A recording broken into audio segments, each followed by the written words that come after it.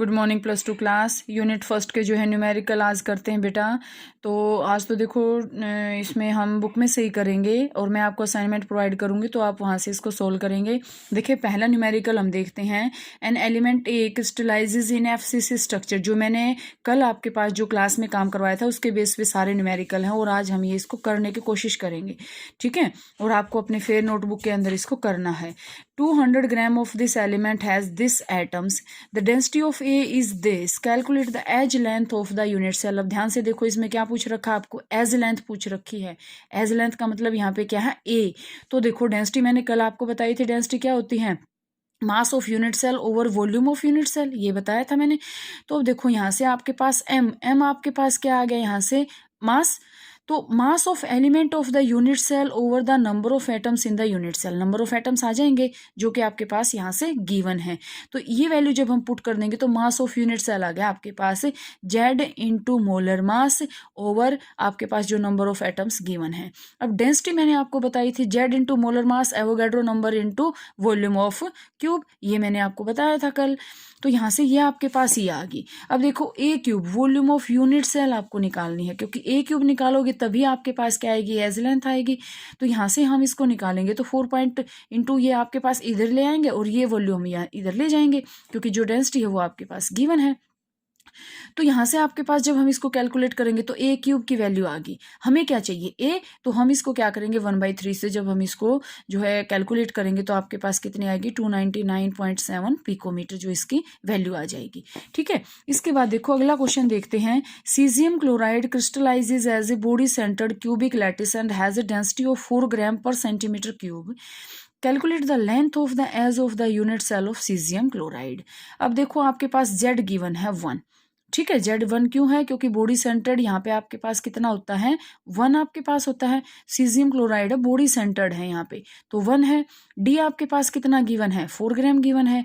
मास आपके पास कितना गिवन है, 168.5 ग्राम पर मोल। नंबर ऑफ मोल आपके पास डन होते हैं। तो डी निकालेंगे हम। डी में हम Z into M a cube into N a cube की वैल्यू अगर हम उधर ले जाएंगे तो एज लेंथ पूछ रखी है ना यहाँ पे, तो जेड इंटू एम यहाँ से ये वैल्यू हम पुट कर देंगे। ए क्यूब वही एज इट इज इसके तरह आ जाएगा, यहाँ से हम इसको सोल्व करेंगे तो आपके पास ये इसकी आ जाएगी वैल्यू।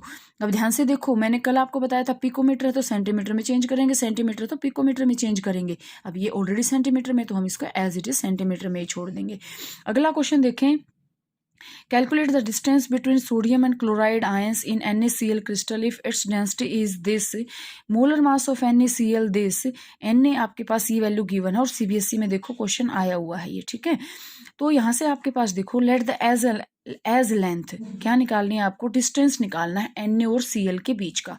तो एज लेंथ हमने मान ली ए, तो वॉल्यूम आपके पास क्या आ गई, ए क्यूब। फॉर्मूला मास NaCl का क्या है, क्या होता है, ये आपको गिवन है, मोलर मास 58.5।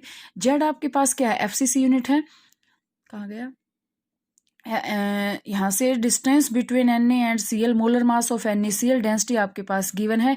तो यहाँ से हम इसको मानते हैं फेस सेंटर्ड यूनिट सेल, ठीक है। जेड आपके पास यहाँ से आ जाएगा 4, ठीक है। NaCl आपके पास क्या मान लिया हमने, फेस सेंटर्ड। तो आपके पास मास ऑफ यूनिट सेल ये मैंने कल बताया था, ये आ गया आपके पास। यहाँ से जब हम इसको कैलकुलेट करेंगे डेंसिटी आ गई ये। अब डेंसिटी ऑफ यूनिट सेल आपके पास क्या होती है, मास ऑफ यूनिट सेल और वॉल्यूम ऑफ यूनिट सेल। तो यहाँ से आपके पास डेंसिटी यूनिट सेल की गिवन है 2.165 ग्राम पर सेंटीमीटर क्यूब। इसके इक्वल पुट कर देंगे तो आपके पास क्या आ गई, ए क्यूब को इधर ले जाओ, ये इधर आ जाएगा, तो ए क्यूब आपके पास आ गया ये।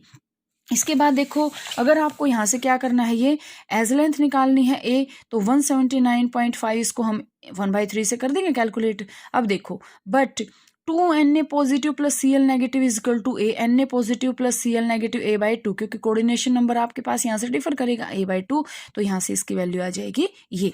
इसके बाद देखो एक यहाँ से आपके पास न्यूमेरिकल्स और आएंगे, ये आपके पास एनसीईआरटी में प्रॉब्लम दे रखी है, ये मैंने कल आपको बताया भी था। An element occurs in the BCC structure with a cell edge of 288 picometre, the density of the element is 7.2 gram per centimeter cube. How many atoms of the element does 208 gram of element contain? A आपके पास given है picometre, picometre को हम किस में change करेंगे, centimetre में।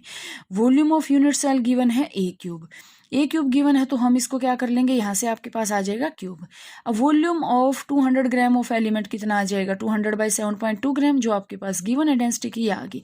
Number of unit cell हम कैसे निकालेंगे, इसको जब हम इसके इक्वल कर देंगे तो आपके पास क्या आ गई, इतनी यूनिट सेल आ गई। Each BCC cube contains 2 atoms, BCC में 2 एटम्स होते हैं, ठीक है। The total number of atoms 200 में कितने, 208 में कितने आ जाएंगे, 208 को 2 से मल्टीप्लाई कर दो, आपके पास ये आ जाएगा। बीसीसी में अब यही आपके पास ये आएगा ना। तो यहाँ से देखो ध्यान से, आपके पास यहाँ से क्या आएगा, अगर हम इसको मानते हैं, एक आपके पास मैं और क्वेश्चन देखती हूँ, यहाँ देखो ये वाला question. Iron has a body-centered cubic unit cell with the cell age of 286.65 picometer. The density of iron is this gram per centimeter cube. Use this for information to calculate Avogadro number.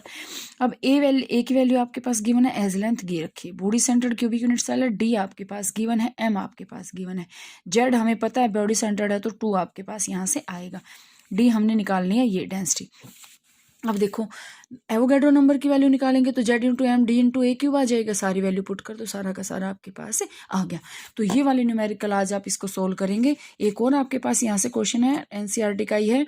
X ray diffraction studies show that copper crystallises in an FCC unit cell with cell edge of 3 centimeter. In a separate experiment, copper is determined to have a density of this. Calculate the atomic mass of copper. Copper का atomic mass पूछ रखा। देखो copper FCC unit है, Z आपके पास आ गया 4, ए आपके पास given है, डी आपके पास गिवन है, डी आपके पास ये वैल्यू पुट कर दो। हमें क्या निकालना है, मोलर मास, मोलर मास को इधर ले आओ, ये वैल्यू पुट कर दो, आपके पास आ गया मोलर मास। इतना आप करोगे, बाकी जो है इसके प्रॉब्लम्स जो है फिर कर लेते हैं।